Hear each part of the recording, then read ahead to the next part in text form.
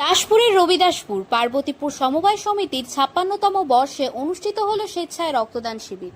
পশ্চিম মেদিনীপুর জেলার দাসপুরের ১ নম্বর ব্লকের পার্বতীপুর রবিদাসপুর কৃষি উন্নয়ন সমিতি লিমিটেডের ৫৬ বছর উদযাপন উপলক্ষে অনুষ্ঠিত হল স্বেচ্ছায় রক্তদান শিবির। পতাকা উত্তোলন এবং প্রদীপ প্রজ্বলনের মধ্যে দিয়ে অনুষ্ঠানের শুভ সূচনা করা হয়।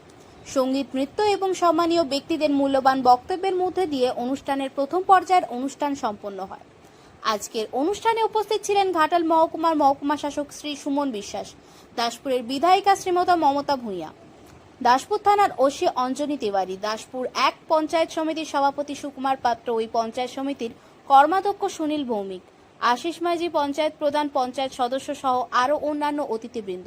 রক্ত সংগ্রহের জন্য আসেন Medinipur blood bank. Bureau report, সত্যের সন্ধানে, সংবাদ প্রতিদিন, লোকাল নিউজ।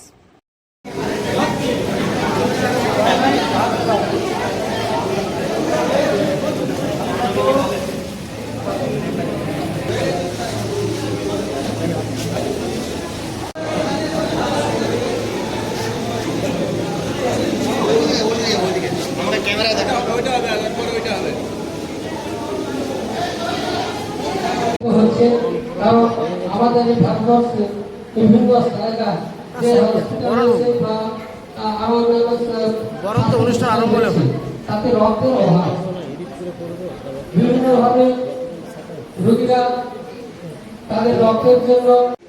পার্বতীপুর সমবায় সমিতি আজকে রক্তদান শিবির, প্রত্যন্ত এলাকায় রক্তদান শিবির হচ্ছে, প্রায় শতাধিক রক্তদাতা অংশ নিয়েছেন, কি বলবেন? খুব ভালো লাগছে যে প্রত্যেক বছর এই সমিতি রক্তদান শিবির করে, এই বছর নতুন নয়, দীর্ঘদিন ধরে এটা করে আসছেন এবং এই শিবিরে উল্লেখযোগ্য সংখ্যায় রক্তও সংগৃহীত হয়। মেদিনীপুর ব্লাড ব্যাংকের ডাক্তারবাবু আছেন রক্ত সংগ্রহ করার জন্য এবং এমএলএ ম্যাডাম এসেছিলেন, ওসি সাহেব আছেন, সভাপতি সাহেব আছেন, এখন সুনীলবাবু ছিলেন এবং সবাই এলাকার সবাই উপস্থিত ছিলেন। খুব উৎসাহের সঙ্গে রক্তদান শিবির হচ্ছে আজকে এবং এই সমিতি শুধু রক্তদান নয়, অনেক ভালো কাজ করে। একটা ড্রোন এদের আছে, যে ড্রোনটা দিয়ে কীটনাশক স্প্রে করা যাবে খুব সহজে, সেটা ইকো কোম্পানির সহযোগিতায় ওরা পেয়েছে ড্রোনটা, সেটাও কিন্তু একটা খুব উল্লেখযোগ্য পদক্ষেপ।